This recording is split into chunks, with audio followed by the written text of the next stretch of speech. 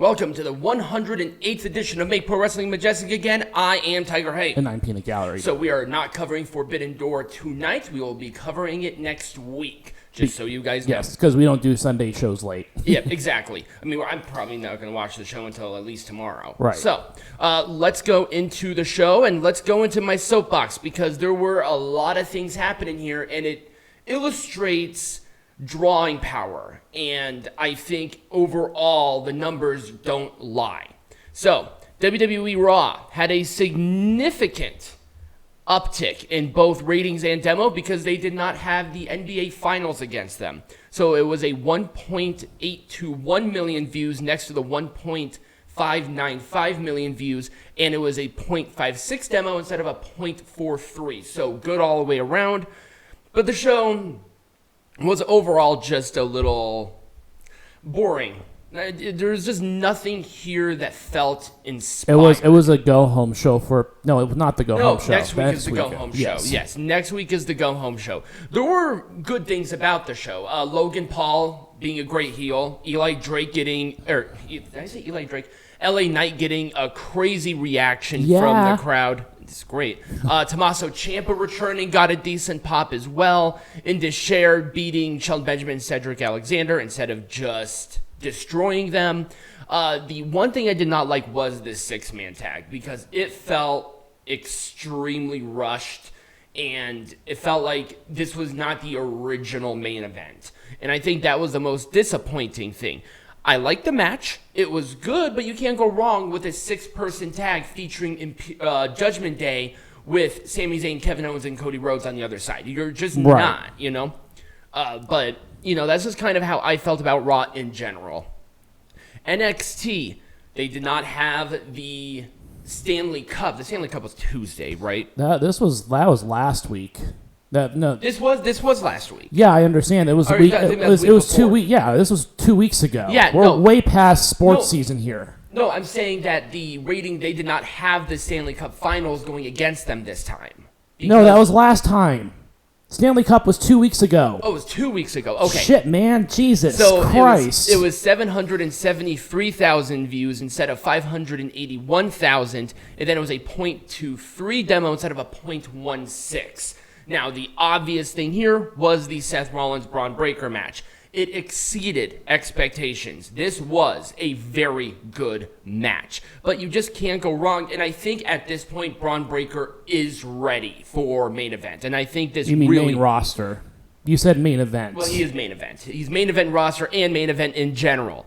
It's just like cementing where he's going to be when he goes up to the main roster, and that is in the main event scene. Like, there's no way he can't. No, that's not going to happen. There's no way he can't. No, he's that good. He's not going to be an instant main eventer the minute he gets onto that. I think 100%. Oh, I think they're gonna push that guy to the moon. Oh, absolutely. You wish. He's gonna have the Roman Reigns push. Just watch it. But pretty much everything else, it was fine. I did like the Baron Corbin, Carmelo Hayes back and forth. Corbin really needed this.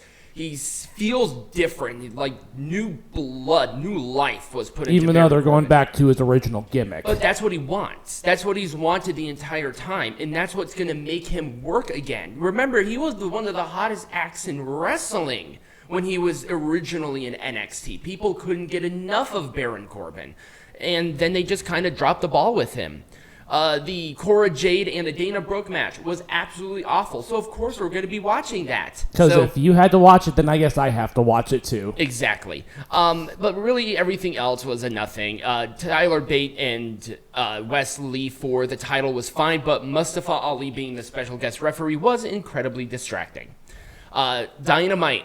Dynamite did get a significant uptick in the people watching it, but not in demo.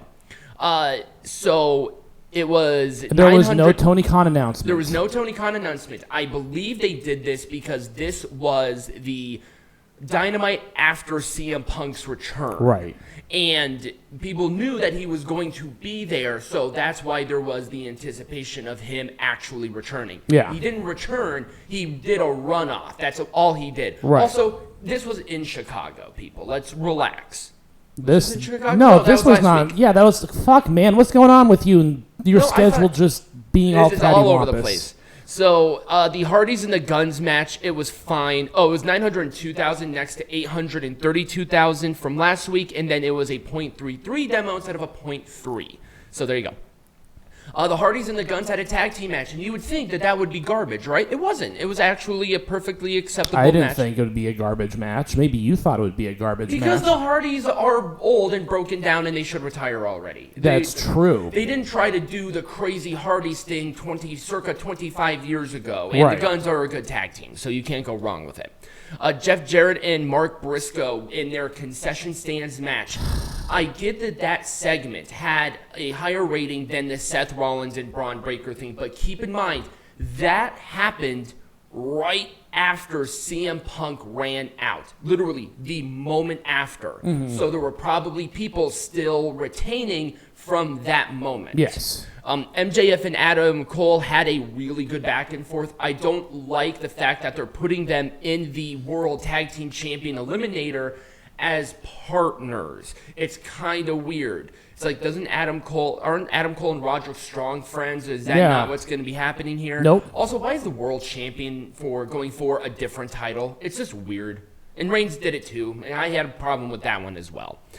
Really, anything else here was just whatever. The whole main event segment was an absolute disaster. It was a mess. But Kazuchika Okada did get a decent pop, so I can't necessarily be wrong. And that is why there are a lot of people watching, because there are a lot of Japanese people on the television. Yep, and also it was the it's a go-home show for... Go-home shows tend to do better. Yes.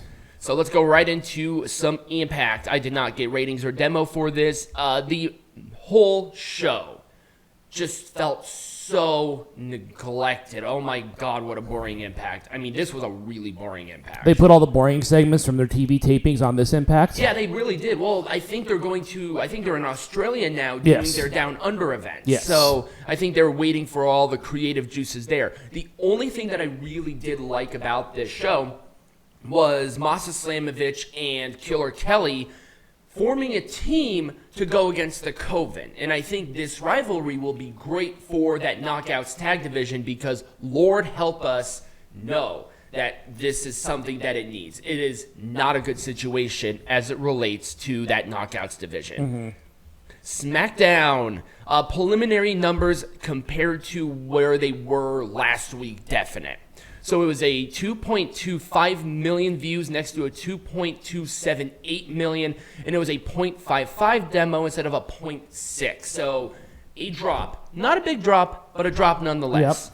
Yep. The Usos segments obviously were going to be the best things on the show because the Usos, the whole Bloodline Civil War is the best thing on the show. Yes. Solo Sikoa and Sheamus' match was set up well, it was structured well, and it was a good main event. And also, I did like the ending where Solo beat up Sheamus to the point where he couldn't continue because they didn't want Sheamus to necessarily outright lose. Right. And they obviously are pushing Solo Sikoa to the moon right now, so why would you have him lose? Grayson Waller effect was better than the Charlotte Flairs, but once again, let's feature Grayson Waller as what he is. A wrestler and a good wrestler, but Pretty Deadly. They're just great. I love their team. It's so fluid. They're such a fluid, great tag team. I guess the original match for SmackDown was going to showcase all of these SmackDown Money in the Bank participants. I think other than one, it was going to be Butch, LA Knight. I almost said Eli Drake again. Why is that in my head? And Santos Escobar, but it looks like they changed it to Rey Mysterio versus LA Knight, and it was a perfectly acceptable match. Other than that, there wasn't really a whole lot here. Oh, the title unification. This should have been a bigger deal, and they should have waited until Money in the Bank to actually do it. No, they have a tag team matchup. They have a tag team title match at Money in the Bank. Let me try this again.